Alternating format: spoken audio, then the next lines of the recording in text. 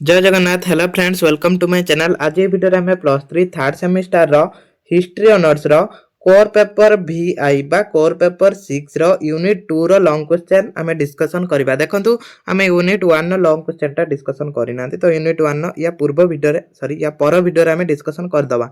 आज ये वीडियो रे कोन करबा, आमे यूनिट 1 नो दुईटी most important long question discussion करबा। तो देखंतु आमे सिलेक्शन क्वेश्चन थिला हमरो यूरोपीय मानक जलयात्रा एवं आविष्कार कारण देख से क्वेश्चन टे घूरे तो सही क्वेश्चन टा लॉन्ग क्वेश्चन जो सिलेक्शन आम देते जो मैंने सिलेक्शन वीडियो देखी ना जाकि देखी नि से सिलेक्शन क्वेश्चन आपंकर आसो। तापर आउ गोटे क्वेश्चन आम डिस्कसन करवा। ये देखो 2 नंबर आउ गोटे क्वेश्चन डिस्कसन करवा। ख्रीष्टोफर कोलंबस जलयात्रा एवं आविष्कार विवरणी प्रदान कर। ये मुझे देखे दूसरी सिलेक्शन यहाँ आम सिलेक्शन थिला कि ना ये देखा रू टिके वेट कर से सिलेक्शन क्वेश्चन समस्ते नोट करन से क्वेश्चन आम आंसर डिस्कशन करबा। देखंतु एटा अछि प्राक उपनिवेश संप्रसारण और भौगोलिक आविष्कार कारण गुड़िक लेख। तो सेटा टिके घुरेक अछि आ भौगोलिकविद मानक जलयात्रा भौगोलिक आविष्कार विवरण दियो। एठी थिला को मानकर मार्कोपोलो ख्रीष्टोफर भास्को दा गामा। तो एठी हमें ए ख्रीष्टोफर कोलंबस कर हमें डिस्कशन करबा। देखंतु दुईटी इंपोर्टेंट मोस्ट इंपोर्टेंट क्वेश्चन रहइबो। दुईटी क्वेश्चन जांक यूरोपीय मानक जलयात्रा एवं आविष्कार कारण वर्णना कर। एठी एटा समस्ते भल भाव पढ़ंतु एग्जाम रे आसीबो। प्रारंभिक आधुनिक युग रे यूरोप पुनर्जागरण मनीष ज्ञानर दिग्विलय को बहुल भाव में संप्रसारित करथिला।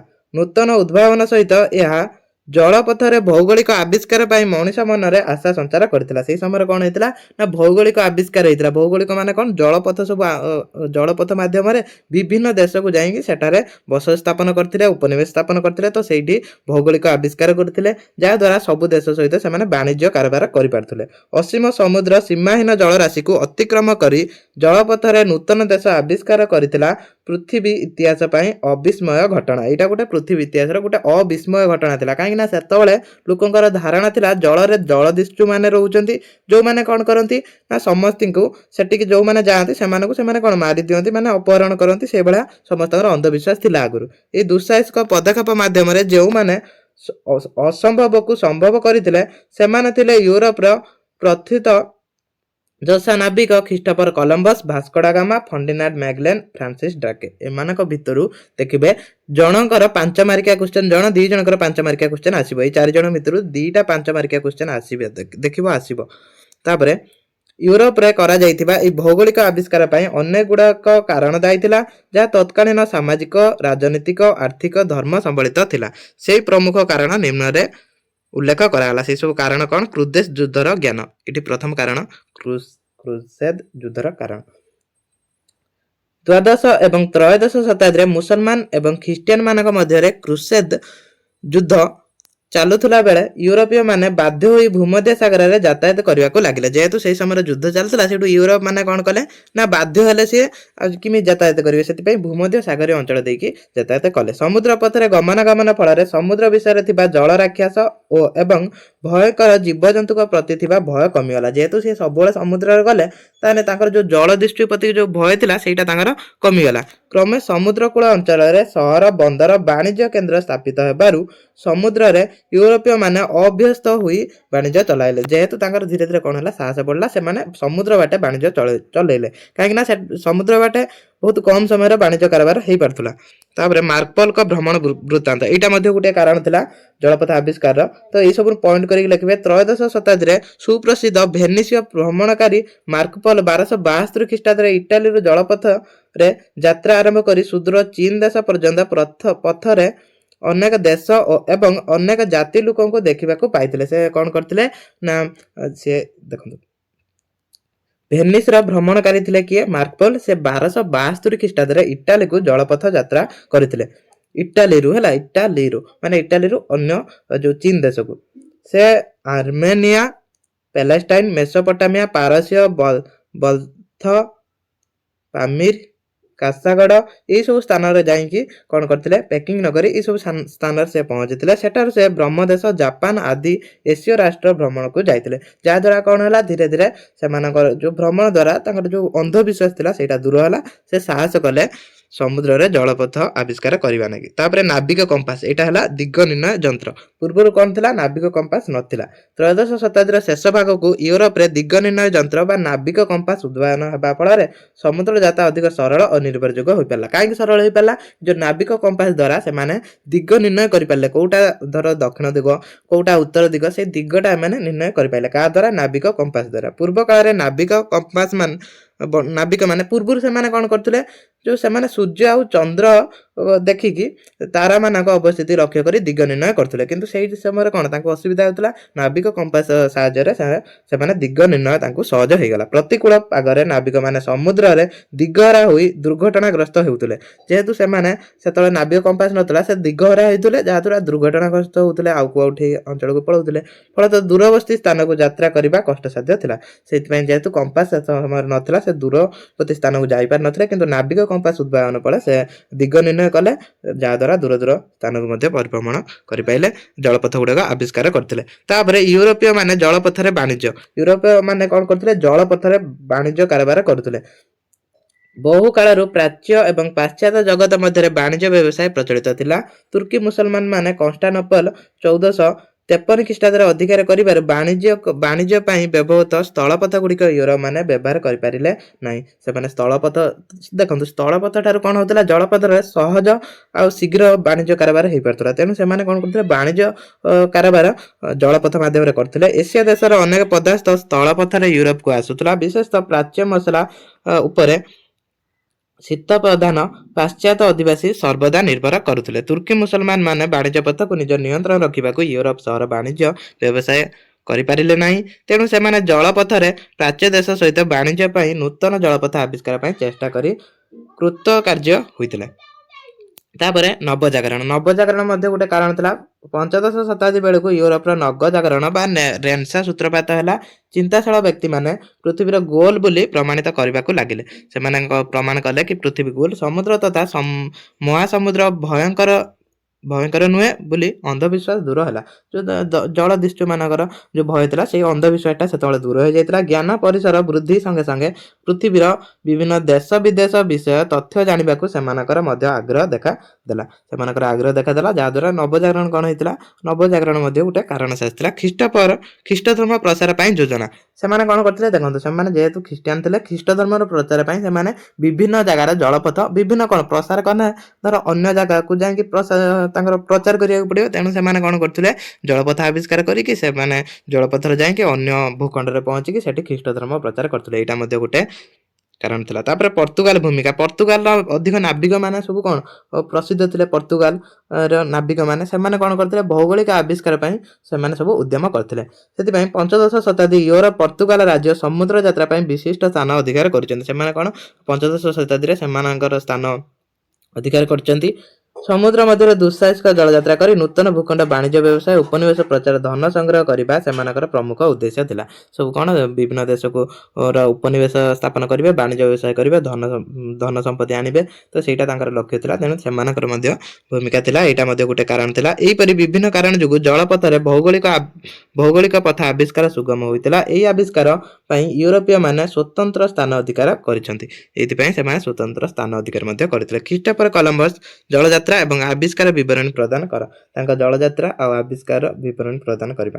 ମଧ୍ୟଯୁଗ ମନୁଷ୍ୟମାନଙ୍କ ପୃଥିବୀର ପ୍ରକୃତ ପରିଚୟ ଜଣା ନଥିଲା। ପ୍ରଥମେ କଣ? ମନୁଷ୍ୟମାନେ ପୃଥିବୀରେ ତାଙ୍କର ଯୋଉ ପ୍ରକୃତ ପରିଚୟକୁ ଜାଣିନଥିଲେ। ପୃଥିବୀ ବିଷୟରେ ବିଭିନ୍ନ ଦେଶରେ ବିଭିନ୍ନ ଧାରଣା ଲୋକମାନଙ୍କୁ ଅନ୍ଧାରରେ ରଖିଥିଲା। ସେ ସବୁ କଣ? ବିଭିନ୍ନ ଧାରଣା, ସେତେବେଳେ ଅନ୍ଧବିଶ୍ୱାସ ସବୁ ଥିଲା। ପୃଥିବୀ ଗୋଲାକାର ବୋଲି କେହି ଜାଣିନଥିଲେ। ପ୍ରଥମେ କଣ? କେହି ଜାଣିନଥିଲେ ପୃଥିବୀ ଗୋଲାକାର ବୋଲି। ଜଳ ଓ ସ୍ଥଳଭାଗ ବିଷୟରେ ନାନା ପ୍ରକାର ଅନ୍ଧବିଶ୍ୱାସ ସୃଷ୍ଟି ହୋଇଥିଲା। ସମୁଦ୍ର ମଧ୍ୟରେ ଜଳ ରାକ୍ଷସ ଏବଂ ଭୟଙ୍କର ଜୀବଜନ୍ତୁ ବାସ କରନ୍ତି ବୋଲି ଲୋକେ ବିଶ୍ୱାସ କରୁଥିଲେ। ସେଇ ସମୟରେ ଲୋକ ବିଶ୍ୱାସ କରୁଥିଲେ କି ଜଳରେ କଣ କରନ୍ତି ନା ଭୟଙ୍କର ଜୀବଜନ୍ତୁ ମାନେ ବାସ କରନ୍ତି। ଆଟଲାଣ୍ଟିକ ମହାସାଗର ମଧ୍ୟରେ ନରକକୁ ଯିବା ପାଇଁ ଭୟଙ୍କର ପଥ ଖୋଲିଥିବା ବୋଲି କୁହାଯାଇଥିଲା। ମାତ୍ର ପଞ୍ଚଦଶ ଶତାବ୍ଦୀରେ ନବଜାଗରଣ ଆନ୍ଦୋଳନ ୟୁରୋପ ମାନଙ୍କୁ ଦୁଃସାହସିକ ସାଗର ଯାତ୍ରା ପାଇଁ ପ୍ରେରଣା ଯୋଗାଇଥିଲା। ନବଜାଗରଣ ଦେଖନ୍ତୁ କେତେ ହେଲ୍ପଫୁଲ ହେଇଥିଲା। ତ୍ରୟୋଦଶ ଶତାବ୍ଦୀର ଶେଷ ଭାଗରେ ନାବିକ କମ୍ପାସ, ସାମୁଦ୍ରିକ ପଥ ନକ୍ସା ଓ ସାରଣୀ, ଉନ୍ନତ ଜାହାଜ ନିର୍ମାଣ କୌଶଳ ଏବଂ ଅନେକ ଦକ୍ଷ କୌଶଳୀ ନାବିକମାନେ ସୃଷ୍ଟି ହୋଇସାରିଥିଲେ। ମାର୍କୋ ପୋଲୋ ଭ୍ରମଣ ବୃତ୍ତାନ୍ତ ଏବଂ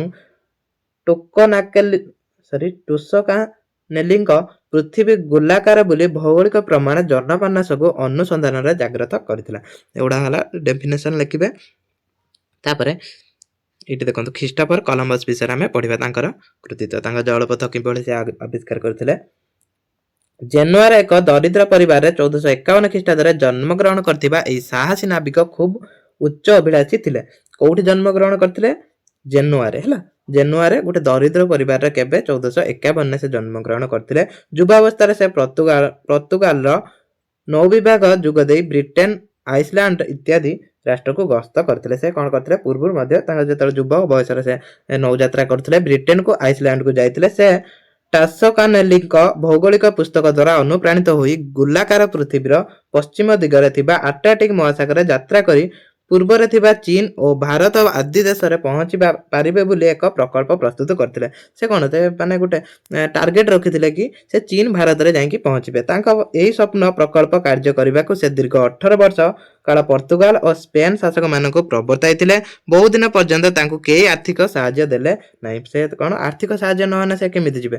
ଯେହେତୁ ସେ ଜଣେ ଗରିବ ପରିବାର ଥିଲେ। ବରଂ ତାଙ୍କୁ ଏହି ମହନୀୟତା ପ୍ରକଳ୍ପ ଠିକ୍ ରୂପେ ବୁଝି ନଥିବା ଲୋକେ ତାଙ୍କୁ ନିନ୍ଦା ଓ ସମାଲୋଚନା କରିବାକୁ ପଛେଇ ନଥିଲେ। ତାଙ୍କୁ ଲୋକମାନେ ମଧ୍ୟ ନିନ୍ଦା କରୁଥିଲେ। ଉଦ୍ୟୋଗ ପୁରୁଷମାନେ ସେମାନଙ୍କ ଲକ୍ଷ୍ୟ ପଥକୁ ସହଜରେ ବିଚ୍ୟୁତ ହୁଅନ୍ତି ନାହିଁ। ସେ ଯେହେତୁ ଗୋଟେ ଉଦ୍ୟୋଗ ପୁରୁଷ ଥିଲେ, ସେ କ'ଣ ତାଙ୍କ ଲକ୍ଷ୍ୟ ପଥରୁ ସେ ଓହରି ଯାଇନଥିଲେ। ପର୍ତ୍ତୁଗାଲ ସମ୍ରାଟ ଜନ୍ ଦ୍ୱିତୀୟଙ୍କ ଠାରୁ ନିରାଶ ହେବା ପରେ ସେ ନିଜ ଦେଶ ତ୍ୟାଗ କରି ସ୍ପେନକୁ ଚାଲିଗଲେ। ଯେତେବେଳେ ସେମାନେ ପର୍ତ୍ତୁଗାଲରେ ତାଙ୍କ କଥା କେହି ଶୁଣିଲେନି, ସେ ସେଇଠୁ ସ୍ପେନକୁ ଚାଲିଗଲେ। ସେତେବେଳେ ସ୍ପେନର ସମ୍ରାଟ ଫର୍ଡିନାଣ୍ଡ ଓ ସାମ୍ରାଜ୍ఞୀ ଇସାବେଲା ଥିଲେ। ରାଣୀ ଇସାବେଲାଙ୍କୁ ପ୍ରଭାବିତ କରି କଲମ୍ବସ୍ କିଛି ଦିନ ପରେ ସମ୍ରାଟ ପୃଷ୍ଠପୋଷକତା ଲାଭ କଲେ, କିନ୍ତୁ ସର୍ତ୍ତ ରଖିଲା ଯେ ଏସିଆ ମହାଦେଶରୁ ଅମାପ ଧନ ସମ୍ପତ୍ତି ଆଣିବେ ଏବଂ ସେଠାରେ ସମସ୍ତ ଖ୍ରୀଷ୍ଟ ଧର୍ମରେ ଅନୁପ୍ରାଣିତ କରିବେ। ସେ ସମ୍ପତ୍ତି ଆଣିବେ, ତା ସହିତ ସମସ୍ତଙ୍କୁ ଖ୍ରୀଷ୍ଟ ଧର୍ମରେ ସେ ପରିଣତ କରିବେ। ଗ୍ରେଡନ୍ ଯୁଦ୍ଧ ପରେ ସ୍ପେନ ସମ୍ରାଟ ଫର୍ଡିନାଣ୍ଡ ଅଗଷ୍ଟ 3 ତାରିଖରେ ସେଠାରେ ସମସ୍ତ ଖ୍ରୀଷ୍ଟ ଧର୍ମକୁ ଅନୁପ୍ରାଣିତ କରିଥିଲେ। ଅନୁପ୍ରାଣିତ କଲେ। ତା ସହିତ ଦେଖନ୍ତୁ ଖ୍ରୀଷ୍ଟୋଫର 1492 ଖ୍ରୀଷ୍ଟାବ୍ଦରେ କଲମ୍ବସ ପାଲସ୍ ବନ୍ଦରରୁ 120 ଜଣ, ଅନ୍ୟ ଏକ ମତରେ 90 ଜଣ ହେଲା। ଏଠି 90 ଜଣଙ୍କୁ ନେଇକି ଯାଇଥିଲେ। କିଛି କୁହନ୍ତି 90 ଜଣଙ୍କୁ ନେଇଛନ୍ତି, ଆଉ କିଛି ଜଣ କୁହନ୍ତି କ'ଣ ମାନେ କିଛି ଐତିହାସିକ କୁହନ୍ତି 120 ଜଣଙ୍କୁ ନେଇକି ଯାଇଥିଲେ। ନାବିକ ସହ ସନ୍ତାମରିଆ, ପିଣ୍ଟା ଓ ନିନା ନାମକ 3ଟି ଜାହାଜ ତାଙ୍କ ସ୍ୱପ୍ନ ଯାତ୍ରା ପାଇଁ ଅନୁମତି ଦେଲେ। ସେଇଠି କ'ଣ 3ଟି ଜାହାଜ ନେଇକି ସେ ଯାଇଥିଲେ କେତେ 120 ଜଣ ବ୍ୟକ୍ତିଙ୍କୁ। ସେଠାରୁ ସେମାନେ ସମୁଦ୍ରରେ 97 ମାଇଲ ଯାତ୍ରା କରିବା ପରେ ଆଟ୍ଲାଣ୍ଟିକ ମହାସାଗର ମରକ୍କୋ ଉପକୂଳରେ କାନାରୀ ଦ୍ୱୀପରେ ପହଞ୍ଚିଲେ। ଏଇଟା ହେଉଛି ତାଙ୍କର ସବୁ କୃତିତ୍ୱ ହେଲା। ସେଠାରେ 1 ମାସ ବିଶ୍ରାମ ପରେ ସେପ୍ଟେମ୍ବର 3 ତାରିଖରେ ସେ ଦୀର୍ଘ ଯାତ୍ରା ପାଇଁ ଅତ୍ୟାବଶ୍ୟକ ଦ୍ରବ୍ୟଗୁଡ଼ିକ ସଂଗ୍ରହ କରି ଏକ ନିର୍ଦ୍ଦିଷ୍ଟ ଜଳପଥରେ ଯାତ୍ରା ଆରମ୍ଭ କଲେ। ଦିଗ ବିସ୍ତାର ମହାସାଗର ବକ୍ଷରେ ଦିନ ପରେ ଦିନ ନିରବଚ୍ଛିନ୍ନ ଭାବରେ ଦୀର୍ଘ 5 ସପ୍ତାହ ଧରି ଜାହାଜ ଗୁଡ଼ିକ ଭାସି ଚାଲିଲେ। ଚତୁର୍ଦ୍ଦଶ ଖାଲି ନୀଳ ସମୁଦ୍ର ଜଳରାଶି, କେଉଁଠାରେ ହେଲେ ଭୂଭାଗ ଚିହ୍ନବର୍ଣ୍ଣ ନାହିଁ। ସେ ଯେତେବେଳେ ଦେଖନ୍ତୁ ସମୁଦ୍ର କେତେ ବଡ଼, ତ ସବୁଆଡ଼େ ଜଳରାଶି ଥିଲା, କୋଉଠି ଚିହ୍ନବର୍ଣ୍ଣ ନଥିଲା। ଜାହାଜ, ଖାଦ୍ୟ ସାମଗ୍ରୀ ଓ ପାନୀୟ ଜଳ କ୍ରମେ ସରି ଆସିଥିଲା। ଯେହେତୁ ଅଧିକ ଦିନ ହେଇଗଲା, ସବୁ ସରି ଆଇଲା।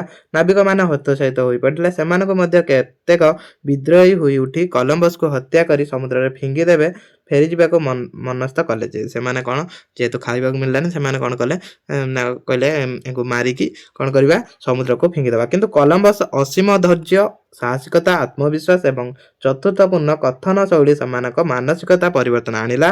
ସେ କ'ଣ ସୁନ୍ଦର କଥା କହିଲେ, ସୁନ୍ଦର କାହାଣୀ କହି ସେ ନାବିକମାନଙ୍କ ଉତ୍ସାହ ବୃଦ୍ଧି କରିବାକୁ ପ୍ରୟାସ କଲେ। ମାତ୍ର ଅକ୍ଟୋବର 10 ତାରିଖ ବେଳକୁ ଅବସ୍ଥା ଅସମ୍ଭାଳ ହୋଇପଡ଼ିଲା। ବିପଦ ଅଧୀର ନ ହୋଇ କଲମ୍ବସ ସାଥୀ ନାବିକ ଆଉ ମାତ୍ର 2 ଦିନ ଅଧିକ ଅପେକ୍ଷା କରିବାକୁ ଅନୁରୋଧ କଲେ। ପ୍ରକୃତରେ 2 ଦିନ ପରେ ଉଦ୍ଯୋଗୀ ପୁରୁଷ କଲମ୍ବସ ଭାଗ୍ୟର ଉଦୟ ହେଲା ଏବଂ ସେମାନେ ସମୁଦ୍ରରେ ଏକ ପକ୍ଷୀର ବସା ଓ କିଛି କଞ୍ଚା ଡାଳପତ୍ର ଭାସୁଥିବାର ଦେଖିଲେ। ଯେହେତୁ ପକ୍ଷୀର ବସା ଅଛି, ତାହେଲେ କ'ଣ ସେଠି ଭୂଭାଗ ଅଛି, ଆଉ ଡାଳପତ୍ର ଗଛ ଅଛି, ମାନେ କ'ଣ ମାଟି ଥିବ। ସନ୍ଧ୍ୟା ଦୂରରେ ନିଆଁ ଜଳୁଥିବା ଦେଖି ସେମାନେ ନିଶ୍ଚୟ କୌଣସି ଏକ ଭୂଭାଗ ସମୀପବର୍ତ୍ତୀ ହୋଇଛି ବୋଲି ଆଶ୍ୱାସ ଦେଲେ। ଶେଷରେ 2 ମାସ 9 ଦିନ ଯାତ୍ରା ପରେ ଅକ୍ଟୋବର 20 ତାରିଖ 1900 सरी 1492 ଖ୍ରୀଷ୍ଟାବ୍ଦରେ ସେମାନେ ବାହାମ ଦ୍ୱୀପରେ ଅବତରଣ କଲେ। ସେ ବାହାମ ଦ୍ୱୀପ ମଧ୍ୟ ଆବିଷ୍କାର କରିଥିଲେ। ଏଇ ସବୁ ତାଙ୍କ ଆବିଷ୍କାର ଯିବ। ତ ଏଇଭଳିଆ ତାଙ୍କର ନୌଯାତ୍ରା ଥିଲା। ତାପରେ ଦେଖନ୍ତୁ ସ୍ପେନର ଶାସକ ଏବଂ ମହାରାଣୀ ସହ ବହୁ ଜନସାଧାରଣ କଲମ୍ବସ ଓ ତାଙ୍କ ସହଯାତ୍ରୀମାନଙ୍କୁ ବିରୋଚିତ ଭବ୍ୟ ସମ୍ବର୍ଦ୍ଧନା ଦେଇଥିଲେ। ଯେତେବେଳେ ସେ ଫେରି ଆସିଥିଲେ ସେ କ'ଣ ଜଳମଗ୍ନ ହୋଇ ତାହାର ନାବିକ ପିଣ୍ଟା ଜାହାଜରେ ନିନାରେ କିଛି ଦିନ ପରେ ସ୍ପେନ ପହଞ୍ଚିଥିଲେ। ତାପରେ କ'ଣ ସେମାନେ ତାଙ୍କୁ କ'ଣ ପ୍ରଶଂସା କରିଥିଲେ। ଶୁଭଯାତ୍ରା ପୂର୍ବ ଭାଗରେ ଥିଲେ ସମ୍ରାଟ ଫର୍ଡିନାଣ୍ଡ ମହାରାଣୀ ଇସାବେଲା। କଲମ୍ବସ ଯାତ୍ରା ସ୍ମାରକୀୟ ସ୍ୱରୂପ ରାଜଦମ୍ପତି 6 ଜଣ ଲୋହିତ ଭାରତୀୟ କିଛି ଦୁର୍ଲଭ ଗୁଳ୍ମଲତା ଏବଂ ନୃତ୍ୟପକ୍ଷୀମାନଙ୍କ ସଂରକ୍ଷିତ ପ୍ରକୃତିମାନ ଉପହାର ଦେଇଥିଲେ। ତାଙ୍କୁ ଉପହାର ଦେଲେ। ତାପରେ 1993 ଖ୍ରୀଷ୍ଟାବ୍ଦର ଶେଷ ଭାଗରେ କଲମ୍ବସ ଆଗ୍ରହ ସ୍ପେନ ସମ୍ରାଟ 70ଟି ଜାହାଜ ସହ 150 ନାବିକଙ୍କୁ ଦ୍ୱିତୀୟ ଜଳଯାତ୍ରା ପାଇଁ ଅନୁମତି ଦେଇଥିଲେ। ପ୍ରଥମେ କେତେ ଯାଇଥିଲେ? 120 ଜଣ ଯାଇଥିଲେ। କେତୋଟି 3ଟି ଜାହାଜରେ ଯାଇଥିଲେ। କିନ୍ତୁ ତାପରେ କ'ଣ ହେଲା? ତାପରେ ଯୋଉ ଗଲେ ସେ 70ଟି ଜାହାଜ ନେଲେ। ଦ୍ୱିତୀୟ ଥର ଯୋଉ ଗଲେ ତା ସହିତ 150 ଜଣ ସହଯାତ୍ରୀ ତାଙ୍କୁ ସହଯୋଗ କରିବା ପାଇଁ 150 ଜଣଙ୍କୁ ପଠେଇଥିଲେ, ମାନେ 1500 ଜଣ। ଏଥିରେ ଜାମାଇ ସହ ଅନ୍ୟ କେତେକ ଦ୍ୱୀପ ଆବିଷ୍କାର କରିଥିଲେ। ସେ ଜାମାଇ ଦ୍ୱୀପ ମଧ୍ୟ ଆବିଷ୍କାର କରିଥିଲେ। ଏଇ ସବୁ କ'ଣ କ'ଣ ଆବିଷ୍କାର କରିଥିଲେ ୟାଥିରୁ ଖୋଜିକି ଆପଣ କ'ଣ କରିବେ ଗୋଟେ ନୋଟ୍ କରିନିଅନ୍ତୁ ହେଲା।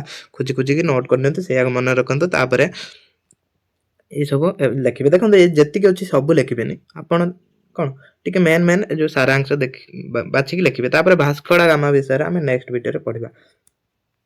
ତ ଏଇଠି ଆମର 2ଟା ଲଙ୍ଗ କ୍ୱେଶ୍ଚନ୍ କମ୍ପ୍ଲିଟ୍ ହେଇଛି, ଯୋଉଟା ମୋଷ୍ଟ ଇମ୍ପୋର୍ଟାଣ୍ଟ। ଆଉ ଗୋଟେ କ୍ଲାସ୍ କରିବା, ସବୁ ଯାକ କମ୍ପ୍ଲିଟ୍ କରିଦେବା।